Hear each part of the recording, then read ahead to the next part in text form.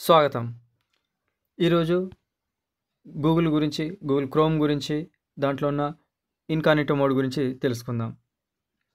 అయితే మీరు ఇతరుల వస్తువులు వాడుకున్నప్పుడు మొబైల్ కావచ్చు, కంప్యూటర్ కావచ్చు, వేరే వాళ్ళ కంప్యూటర్లో కానీ, మొబైల్లో కానీ మీకు నచ్చిన పాటలు, మీకు నచ్చిన ఫోటోలు, మీకు నచ్చిన ఏదైనా కంటెంట్, ఇమేజెస్ డౌన్లోడ్ చేసినప్పుడు, ఏదైనా వెబ్సైట్ సెర్చ్ చేసినప్పుడు మీకు సంబంధించిన కొన్ని వివరాలు, ఐడీలు, పాస్వర్డ్ వాళ్ళ దగ్గర ఉండిపోతాయి. అవి ఏవి కూడా లాగౌట్ కొట్టి బయటకు వచ్చాక వాళ్ళ దగ్గర ఉండకూడదు అనుకుంటే ఇన్కాగ్నిటో మోడ్ బెస్ట్ ఆప్షన్. మరి మీలో ఎంతమంది వాడుకున్నారు, మీకు ఎంతమందికి తెలుసు?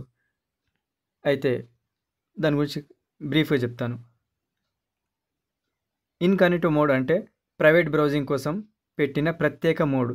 ఇది పూర్తిగా అనానిమస్ కాదు, కానీ మీ డివైస్, ఫోన్ కావచ్చు లేదా కంప్యూటర్ మీద బ్రౌజింగ్ హిస్టరీని సేవ్ కాకుండా ఉండడానికి ఉపయోగపడుతుంది. ఇన్కాగ్నిటో మోడ్ ఉద్దేశం లోకల్ ప్రైవసీ కోసం. మీరు ఏ వెబ్సైట్ చూసినా క్రోమ్ డివైస్లో browsing history, cookies, site data, form data ఏవి సేవ్ చేయదు. సేమ్ డివైస్ వాడే ఇతరుల నుంచి ప్రైవసీ ఉంటుంది. ఒక మొబైల్ లేదా కంప్యూటర్ వాడేవారు మీరు ఏం చూశారో తెలుసుకోలేరు. ఉదాహరణకు, మీరు ఐడి, పాస్వర్డ్తో ఒక వెబ్సైట్ సెర్చ్ చేశారు, వేరే వాళ్ళ డివైస్లో కానీ ఇంకెక్కడైనా కానీ పబ్లిక్ ప్లేస్లో, ఏదైనా కంప్యూటర్ సెంటర్లో, మీ సేవలో. అక్కడ విజిట్ చేసిన తర్వాత ఐడి, పాస్వర్డ్తో ఒక వెబ్సైట్ విజిట్ చేసిన తర్వాత బయటకు రాగానే అన్నీ మాయమైపోతాయి. చాలా మంచి ఆప్షన్ గూగుల్ క్రోమ్లో ఇన్కాగ్నిటో మోడ్.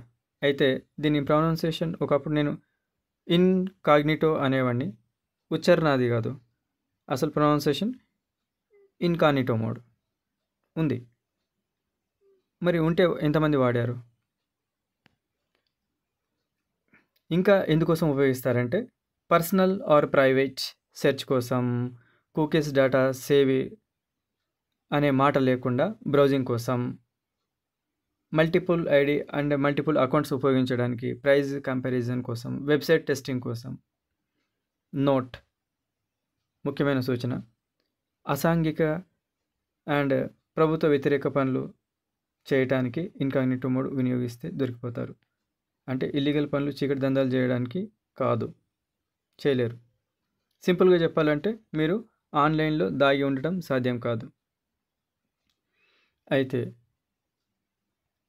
ఇన్కాగ్నిటో మోడ్ మరి గూగుల్ క్రోమ్లో ఇలా క్రోమ్ ఓపెన్ చేశాక